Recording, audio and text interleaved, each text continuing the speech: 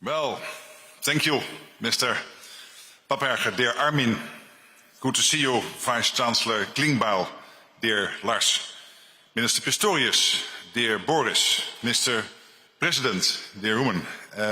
Prime Minister, General Krinkovic, dear Grinch. Excellencies, ladies and gentlemen, good afternoon.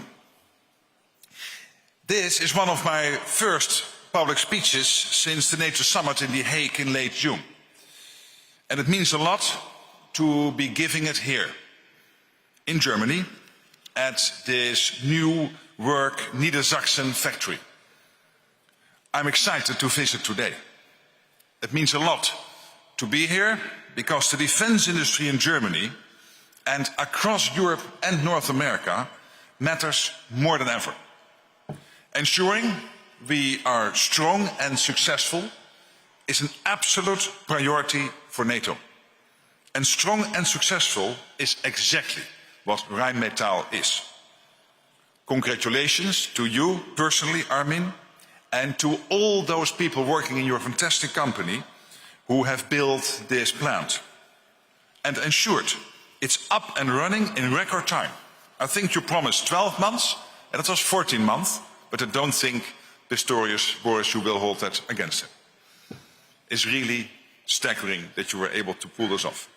And this is exactly what we need to ensure the prosperity and security of our economies and societies across Europe and North America, especially at a time when we are aggressively being challenged. Russia and China are expanding their militaries and their capabilities at speed and scale with little transparency. Their defense industries are producing weapons and heavy military equipment at an incredible rate. Not just to show off at big parades in Moscow and Beijing, but to secure spheres of influence, project power, and undermine the rules-based international order. This year alone, Russia is expected to roll out at least 1,500 tanks, 3,000 armored vehicles, and hundreds of Iskander missiles. As for China, it already has the world's largest navy and some of the largest defense companies in the world. Their military build-up points in a clear direction. They are preparing for long-term confrontation and competition with us. So yes, we are being challenged. But Europe and America together are on course to turn the tide on defense production. And I say this confidently for two reasons. First, because there is real cash on the table and more will flow. At the NATO summit in The Hague, now just 2 months ago, NATO leaders agreed a new plan to invest 5% of GDP in defense. Germany has already announced that it plans to invest almost 153 billion in defense by 2029. This is an impressive increase in just 8 years. It will more than double the overall defense spending by Germany in only 8 years. So Boris, to you and the government and everybody in Germany, my heartfelt thanks for doing this.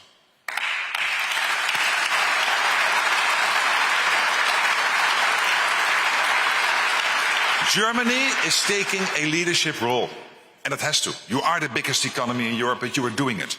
And others will follow. We see that NATO allies are moving to invest a lot more in defense across Europe at the moment. And that's good. But cash alone, of course, doesn't provide security. As Boris was saying, capabilities provide the security. And that brings me to my second reason why I'm confident the tide is turning on defense production. And that's because there is real firepower and innovation coming out of our industries. Across the alliance, we have already expanded existing production lines and opened many new ones, like this one here in Unterlüß.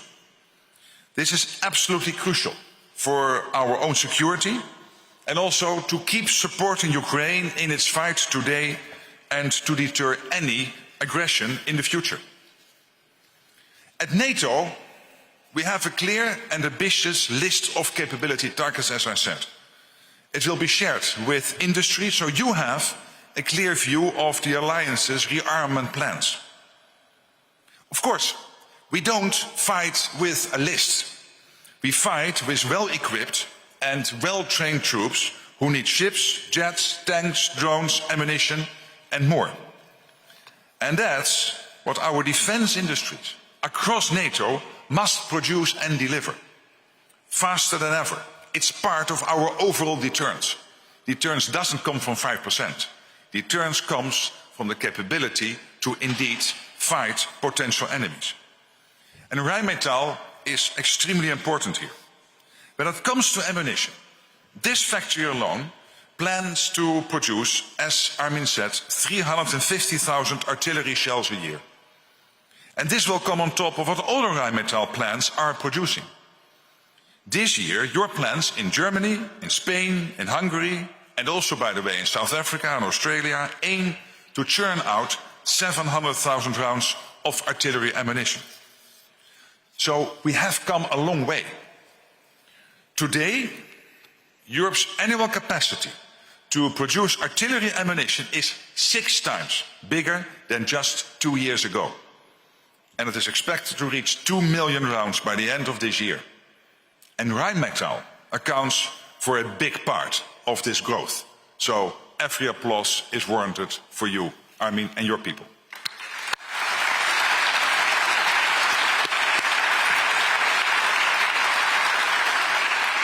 And this is for ammunition. So now, on ammunition we're doing better.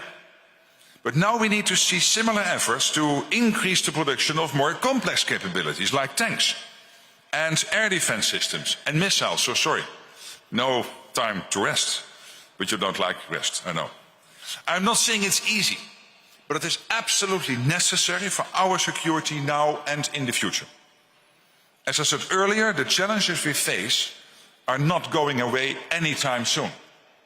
To speed up the production of much needed capabilities, we can build on our experience in ramping up the production of shells. And we can learn from Ukraine's innovative industrial mobilization. So we need to restart some of our idle production lines, develop faster manufacturing processes, and buy the components so that when the orders come in, they can be delivered faster. At the same time, we need urgently to reduce our dependencies, not least on the critical raw materials that we source from far away.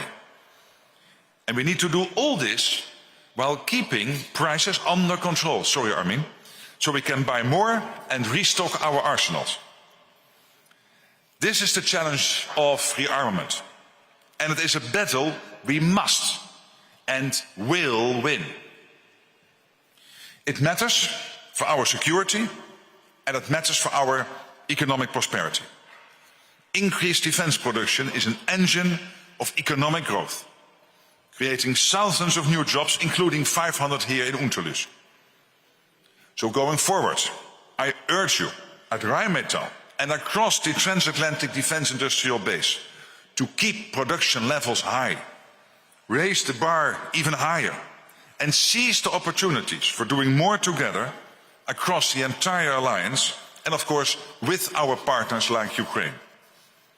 That's how we keep our defense capabilities supreme, our defense industries successful, and NATO strong. Thank you very much. And once again, congratulations on this important opening.